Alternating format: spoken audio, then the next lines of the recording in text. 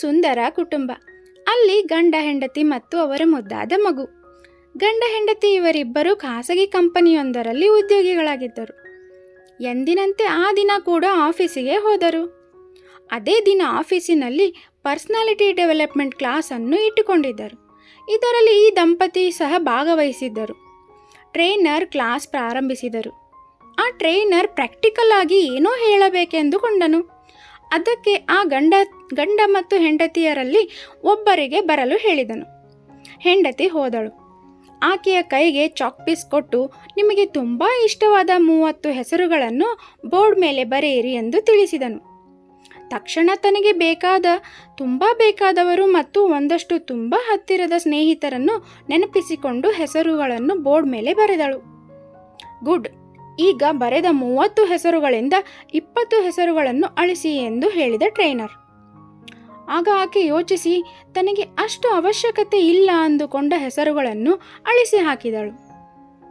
ಮತ್ತೆ ಆಕೆಗೆ 6 ಹೆಸರುಗಳನ್ನು ಅಳಿಸಲು ಹೇಳಿದ.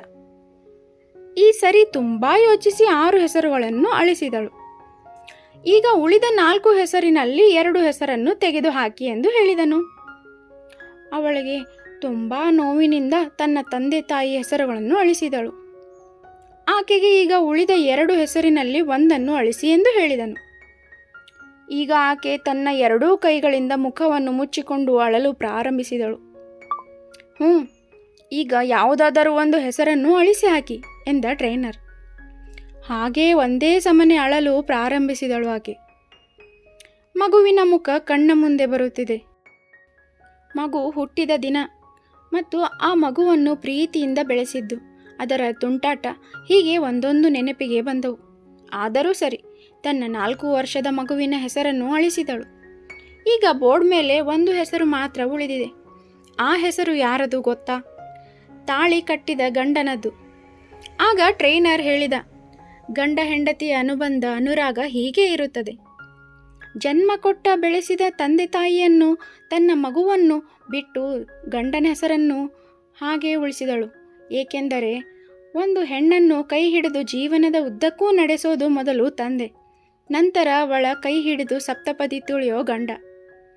ಕೊನೆಯವರೆಗೂ ಒಬ್ಬರಿಗೊಬ್ಬರು ಆಸರೆಯಾಗಿರುವುದು ಅವರಿಬ್ಬರೇ ಎಂದು ಹೇಳಿದ ಟ್ರೈನರ್.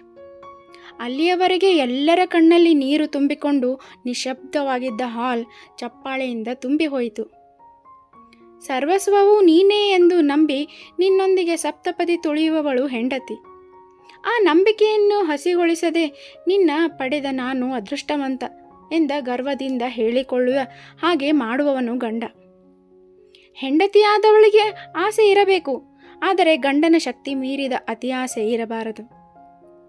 ಗಂಡನಿಗೆ ಅಹಂಕಾರ ಇರಬೇಕು ನಿಜ, ಆದರೆ ಹೆಂಡತಿಯನ್ನ ನೋವು ಮಾಡೋ ಅಷ್ಟು ದುರಹಂಕಾರ ಇರಬಾರದು. ಗಂಡ ಹೆಂಡತಿ ಇಬ್ಬರಿಗೂ ಸ್ವಾಭಿಮಾನ ಇರಬೇಕು. ಹಾಗೆಯೇ ಒಬ್ಬರಿಗೊಬ್ಬರು ತಮ್ಮವರೆಂಬ ಅಭಿಮಾನವೂ ಕೂಡ ಇರಬೇಕು. ಈ ವಿಡಿಯೋ ಇಷ್ಟವಾದಲ್ಲಿ ಲೈಕ್ ಮಾಡಿ ಹಾಗೂ ಎಲ್ಲರಿಗೂ ಶೇರ್ ಮಾಡಿ. ಇನ್ನೂ ನಮ್ಮ ಚಾನೆಲ್ ಸಬ್ಸ್ಕ್ರೈಬ್ ಮಾಡಿಲ್ಲ ಅಂದರೆ ದಯವಿಟ್ಟು ಸಬ್ಸ್ಕ್ರೈಬ್ ಮಾಡಿ. ಧನ್ಯವಾದಗಳು.